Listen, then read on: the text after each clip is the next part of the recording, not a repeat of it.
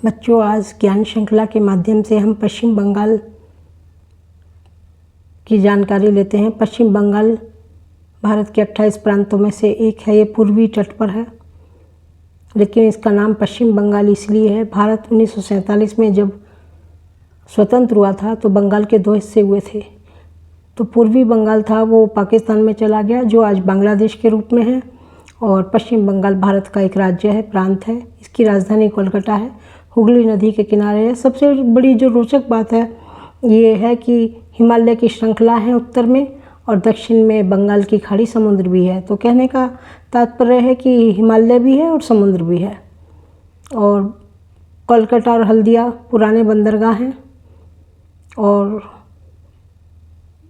बांग्लादेश पूर्व में है, और उत्तर में नेपाल और भूटान 3 देशों, बांग्लादेश, नेपाल और भूटान 3 देशों की सीमाएं छूती हैं, और 5 राज्य की सीमाएं छूती हैं। ये प्रश्न प्रतियोगी परीक्षाओं में काफ़ी आता है कि पश्चिम बंगाल को कौन कौन से राज्य से घिरा हुआ है। तो बिहार, झारखंड, उड़ीसा और आसाम और सिक्किम। और पश्चिम बंगाल की जो जनसंख्या है वो 4थे स्थान पर है। पहले पर उत्तर प्रदेश, दूसरे पर महाराष्ट्र, तीसरे पर बिहार, चौथे पर पश्चिम बंगाल।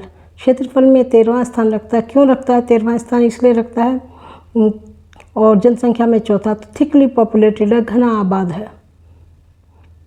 और यहाँ की 6 प्रमुख नदियाँ हैं। कोलकाता जो राजधानी है वो हुगली नदी के किनारे है, और इंडस्ट्रियल सिटी दुर्गापुर है वो दामोदर नदी के किनारे है। तो गंगा, दामोदर, हुगली और ब्रह्मपुत्र, तिस्ता, महानंदा, ये प्रमुख नदियाँ हैं पश्चिम बंगाल की। और भारत का में सबसे अधिक चावल का जो उत्पादन होता है वो पश्चिम बंगाल में होता है। उसके बाद उत्तर प्रदेश, फिर पंजाब, हरियाणा, फिर तमिलनाडु और आंध्र प्रदेश। तो सबसे बड़ा चावल का उत्पादक पश्चिम बंगाल है। चाय में भारत में दूसरे स्थान पर है। सबसे ज़्यादा चाय आसाम में होती है, लेकिन पश्चिम बंगाल में दूसरा स्थान है चाय का, और चावल में पहला भारत में। तो चावल में सबसे ज़्यादा उत्पादन पश्चिम बंगाल, चाय में दूसरा स्थान है, और जूट का जो 66% उत्पादन होता है वो पश्चिम बंगाल में ही होता है। और दार्जिलिंग की सुगंधित चाय पूरे विश्व में प्रसिद्ध है। और यहाँ का उत्तर में जो पहाड़ी हिमालय की श्रृंखला से, उसमें दार्जिलिंग, कालिम्पोंग हिल स्टेशन है, और जलपाईगुड़ी। और एक तरफ रानीगंज की जो बिटुमेंस कोल माइन है, जो भारत की सबसे बड़ी दूसरी माइन है। यहाँ फलों में केला, आम, संतरा पहाड़ी उसमें होता है दार्जिलिंग में, और अदरक भी है, और गेहूँ, गन्ना ये भी पैदा होता है। और जो पश्चिम बंगाल में महापुरुष हुए हैं, इसमें 2 नोबेल प्राइज़ रविंद्रनाथ टैगोर और अमर्त्य सेन अर्थशास्त्री थे। और स्वामी विवेकानंद, रामकृष्ण परमहंस की स्थापना हुई थी यहाँ पर।